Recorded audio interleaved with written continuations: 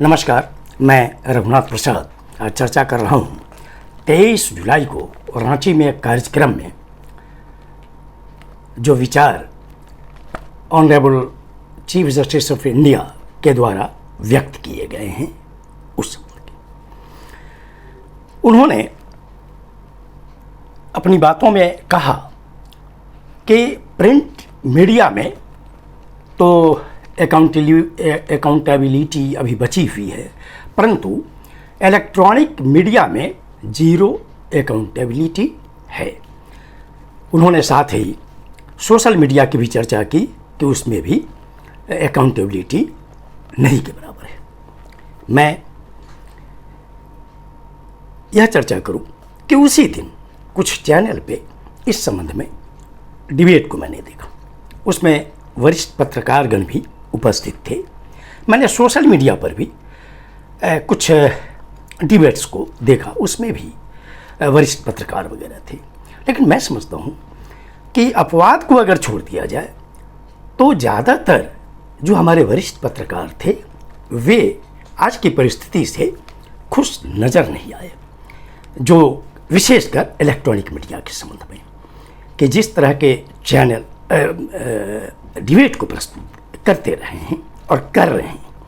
कुछ लोगों ने ऐसी बातें रखी कि इसके पीछे एक कारण तो टीआरपी इशू भी है, व्यूज़ भी है, और एक इशू कि कुछ ना कुछ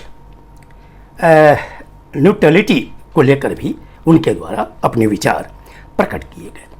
मैं इस संबंध में चर्चा करूं कि निश्चित तौर पर एक लंबे समय से और विशेषकर कुछ वर्षों से हम लोग ये देख रहे हैं कि जो इस देश के विकास के लिए, इस देश में शांति व्यवस्था कायम करने के लिए, सद्भाव पैदा करने के लिए जो होना चाहिए, जो एक्चुअल इशूज हैं लोगों के, चाहे वो इशूज एजुकेशन का हो, हेल्थ सर्विसेज का हो, महंगाई का हो, बेरोजगारी का हो, डेवलपमेंट का हो, इस पर अब डिबेट बहुत कम नज़र आ रहे हैं। और कुछ चैनल्स के द्वारा तो कुछ इशूज को इस तरह से चलाया जाता है कि आश्चर्य लगता है। मैं इसको उस रूप में नहीं लेते हुए, लेकिन मैं कहना चाहूँगा कि चूँकि honourable chief justice of India ने इंगित किया है, इसलिए मैं इस मौके पर ये कहना चाहूँगा कि वर्ष 2020 में जब पूरी दुनिया में कोरोना फैल रहा था, तो जैसे डिबेट में मैंने देखा कुछ चैनल्स पे कि तबलीगी जमात के इशूज को इस ढंग से परोसा गया जैसे सिर्फ उसी के कारण कोरोना फैला इस देश में। इस पर भी निश्चित तौर पर एक बैलेंस होना चाहिए था।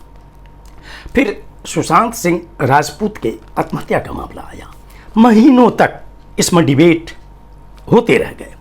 अभी हाल के महीनों में हम लोगों ने देखा आर्यन खान इशू को कि वो भी महीनों तक चलते रहे। अभी ज्ञानवापी मस्जिद इशू आया, जब मामला कोर्ट में है। मथुरा का इशू मामला कोर्ट में है। ऐसी परिस्थिति में भी जैसे वास्तव में मीडिया पर इस तरह से डिबेट कराए जाते हैं, जिससे बड़ी अजीब स्थिति पैदा हो जाती है। इस संबंध में मैं कहना चाहूँगा कि समय समय पर भारत सरकार के इंफॉर्मेशन एंड ब्रॉडकास्टिंग मिनिस्ट्री ने गाइडलाइन इशूज की। विशेषकर दिल्ली दंगा के बाद तो मैं समझता हूँ कि परहैप्स अप्रैल 2022 में इंफॉर्मेशन एंड ब्रॉडकास्टिंग मिनिस्ट्री ने एक स्पष्ट गाइडलाइन इशू किया। लेकिन भारत सरकार को यह भी देखना चाहिए कि क्या सिर्फ गाइडलाइन इशू करने से ये सब कुछ कंट्रोल में आ जाएगा? ऐसा नहीं हो सकता है। इसके लिए स्पष्ट नीति बनानी होगी, विशेषकर भारत सरकार के इंफॉर्मेशन एंड ब्रॉडकास्टिंग मिनिस्ट्री को, कि चाहे वो प्रिंट मीडिया हो या इलेक्ट्रॉनिक मीडिया हो, इनको जो एडवर्टीजमेंट गवर्नमेंट की ओर से दिए जाते हैं, इसमें स्पष्ट नीति होनी चाहिए। सभी राज्य सरकारों को भी इस पर सोचना होगा कि प्रिंट मीडिया में जितने हैं या इलेक्ट्रॉनिक मीडिया में जितने हैं, उनको सरकारी एडवर्टीजमेंट जो देने की परंपरा है उसमें एक स्पष्ट नीति होनी चाहिए सरकारों की, ताकि ये जो टीआरपी का मामला है कि चैनल कैसे चलेगा या प्रिंट मीडिया कैसे चलेगा, इस पर एक बहुत बड़ी उपलब्धि होती कि यदि एडवर्टीजमेंट के मामले में एक स्पष्ट नीति होती न्यूट्रलिटी के साथ। दूसरा कि यह भी भारत सरकार को यह एक स्पष्ट नीति बनानी पड़ेगी कि हर महीने इवैल्यूएशन होना चाहिए सभी चैनल के कार्यों का, और जहां भी यह पाया जाए कि देश की एकता अखंडता के संबंध में, यहाँ सद्भाव बिगाड़ने के संबंध में या कोई अदरवाइज इशूज हुए हैं तो उस संबंध में कि क्या कार्रवाई हो सकती है सरकार की, ये होना चाहिए।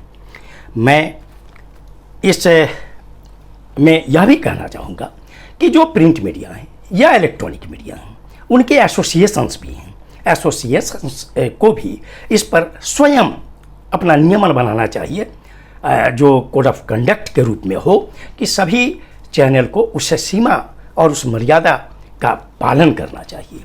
साथ ही इस अवसर पर मैं ऑनरेबल चीफ जस्टिस महोदय से भी यह अनुरोध करना चाहूँगा कि जो भावनाएं आपकी ओर से आई हैं निश्चित तौर पर ये अत्यंत ही महत्वपूर्ण हैं। साथ ही जो बहुत दिनों से, बहुत लंबे समय से बार बार चर्चा होती है हायर जुडिशियरी में रिप्रेजेंटेशन की, इस संबंध में भी हायर जुडिशियरी में रिप्रेजेंटेशन के लिए निश्चित तौर पर ये व्यवस्था होनी चाहिए कि कॉलेजियम सिस्टम में कैसे पारदर्शिता लाई जाए, ताकि सभी समाज के हर वर्गों में एक विश्वास जगे कि उसका चयन काफ़ी पारदर्शी है। ये बहुत दिनों से ये बात भी चल रही है कि हायर जुडिशियरी के अपॉइंटमेंट में भी क्या all India judicial service exam की व्यवस्था हो सकती है। मैं समझता हूँ कि इस पर भी honourable chief justice of India महोदय को विचार करना चाहिए। ये वीडियो आपको अच्छा लगा हो तो निश्चित तौर पर लाइक करें, शेयर करें। अब तक मेरे चैनल को आपने सब्सक्राइब नहीं किया तो सब्सक्राइब करें और बेल आइकन को अवश्य टच करें ताकि मेरे हर आने वाले वीडियो का नोटिफिकेशन आपको तुरंत मिल जाए। आप सभी लोगों के लिए शुभकामनाएं। धन्यवाद। जय हिंद।